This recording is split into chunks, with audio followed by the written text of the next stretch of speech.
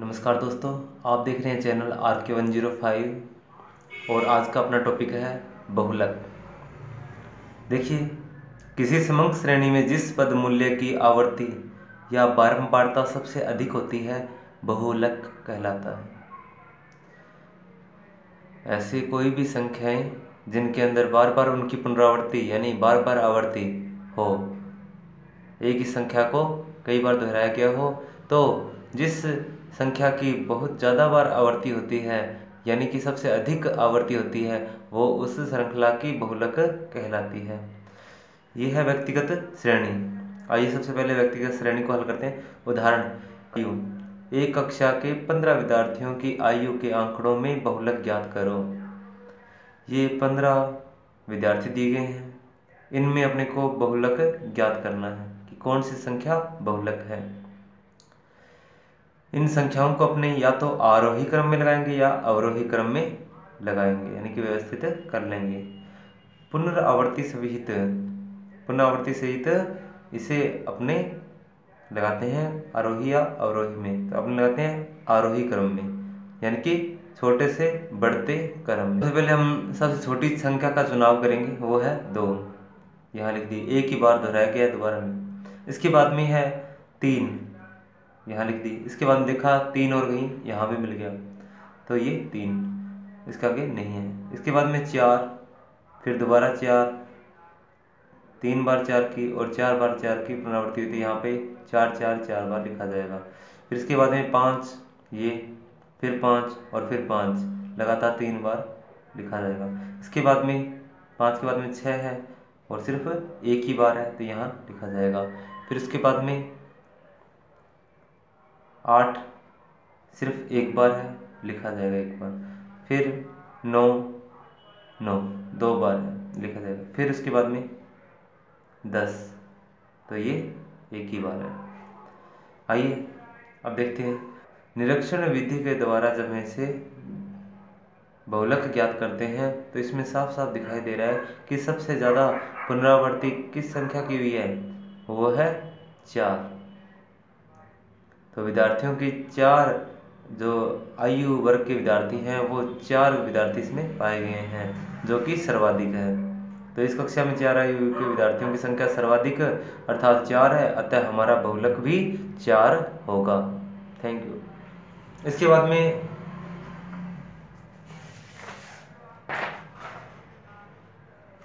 ये है अपनी खंडित श्रेणी।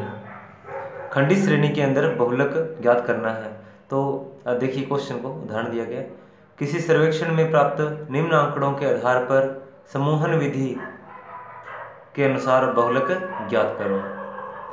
समूहन विधि यानी कि ग्रुपिंग मेथड देखते हैं। आयो क्वेश्चन में दिया होगा आपको मकानों की संख्या, गांवों की आवर्ती, कि मकानों की संख्या कितनी कितनी है प्रत्येक गांव के अंदर।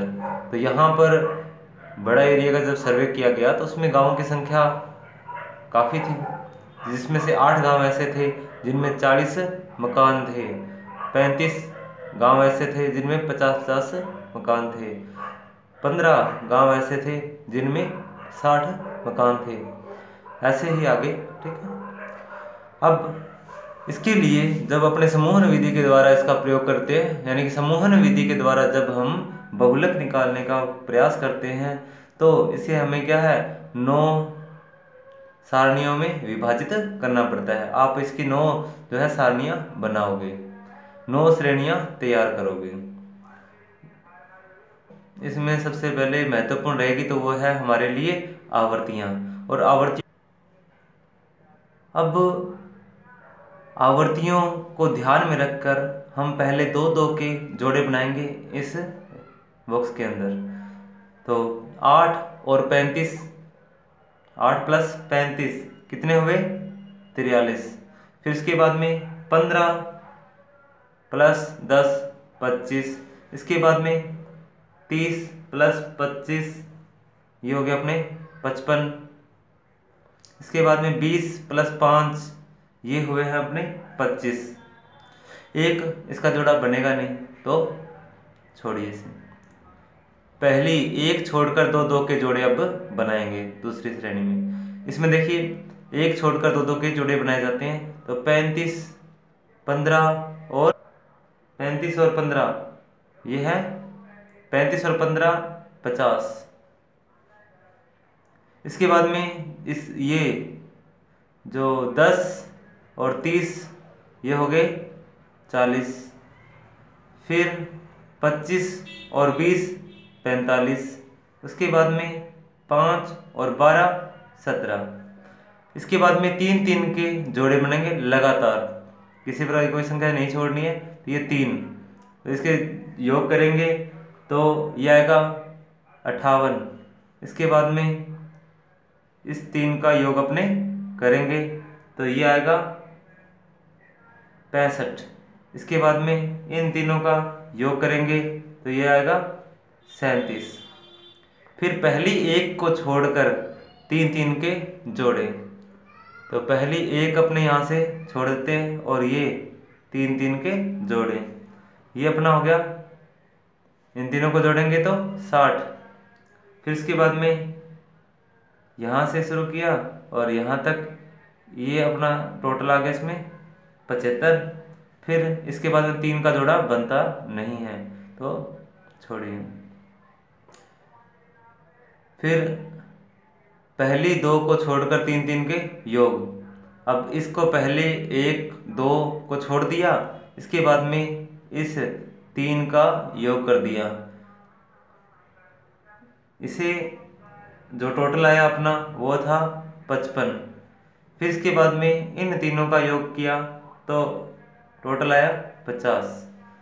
अब आपको ये देखना है कि प्रत्येक श्रृंखला में से बड़ी कौन सी है। सिर्फ मकानों की संख्या यानी कि इसे छोड़ देंगे। फिर इसके बाद में जितनी भी आवर्ती है, जैसे कि इसमें सबसे बड़ी जो है वो है 35, निशान लगाओगे आप। इसमें सबसे बड़ी है वो है 55, इसमें सबसे बड़ी है वो 50, इसमें सबसे बड़ी है वो 65, और इसमें 75, इसमें 55। जो जो संख्याएं आपको बड़ी मिली है उन संख्याओं का आप आगे टैली प्रदान करोगे इन संख्याओं के आधार पर। प्रत्येक खंड में दिए गए सर्वाधिक मान को आधार मानकर यहाँ इस खंड में टैली प्रदान करेंगे। देखिए 50 के बाद में इसमें गाँव की आवर्तियाँ यहाँ से शुरू करते हैं। गाँव की आवर्तियों में सर्वाधिक आवर्ती जो है वो 50 मकानों को दी गई है, तो यहाँ पर इसे एक टैली अपने दे देंगे। इसके बाद में इसमें ये है 55 सर्वाधिक, ये है 80 और 90 के सामने। इसके बाद में इसमें देखते हैं एक छोड़कर 2 के, तो 35 और 15, मतलब 50 और 60 को हमने एक एक टैली दे दी है। इसके बाद में इसमें देखते हैं तो 3 छोड़कर तो 70, 80 और 90 को एक टैली दे दी है, 3 का क्रमांक इसमें। फिर 75, तो इसमें 4 छोड़कर यहाँ से शुरू करते हैं 80, 90, 100। इसके बाद में इसमें देखते हैं 55, तो यहाँ पर है 60 और 70 को 60, 70 को और 80 को एक एक टैली दे देते हैं, मतलब टैली के मान को संख्या में परिवर्तित कर देते हैं। तो ये 2, फिर ये भी 2, यहाँ भी 2, यहाँ पर 4, यहाँ पर 3, यहाँ पर 1। तो सर्वाधिक मान प्राप्त करने वाला मूल्य जो है वो है 80, अतः हमारा बहुलक मूल्य 80 होगा। Thank you. आइए अब करते हैं अपने अखंडित श्रेणी में बहुलक ज्ञात। देखिए पहचान लिया होगा आपने इसे कि ये अखंडित श्रेणी है, जिसमें क्या होता है कि वर्गांतर दिए होते हैं।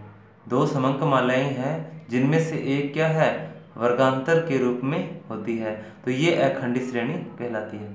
ये उदाहरण दिया गया है, एक कारखाने में कार्यरत मजदूरों की दैनिक मजदूरी निम्नलिखित है, इसका बहुलक मूल्य ज्ञात करो। मजदूरी 0 से 10 रुपये में श्रमिकों की संख्या 6 है प्राप्त करने वाले। फिर 10 से 20 जो मूल्य प्राप्त करने वाले, इनके बीच में मूल्य के बीच की जो रकम प्राप्त करने वाले वो है 8 से 7 8 और 60 से 70 7। इतने श्रमिकों ने इतने रुपये प्राप्त किए हैं दैनिक मजदूरी। अब सूत्र लगाते हैं। बहुलक का सिंबल है जेड। ये सूत्र L1 plus F1 minus F0 बटा में 2F1 minus F0 minus F2 into में I। अब देखिए L क्या है, इसे सबसे पहले अपने को देखने के लिए वर्गांतर, अपना जो बहुलक वर्गांतर है, इसमें आप निरीक्षण विधि के माध्यम से पहले यह तय करोगे कि सबसे अधिक आवृत्ति किसकी हुई है, तो वो है 15 की। ये 15 संख्या सबसे ज़्यादा श्रमिकों की 15 संख्याएं हैं जो 30 से 40 के बीच का मूल्य उठा रही हैं। तो अतः हमारा जो है निरीक्षण विधि के द्वारा बहुलक वर्गांतर 30 से 40 होगा।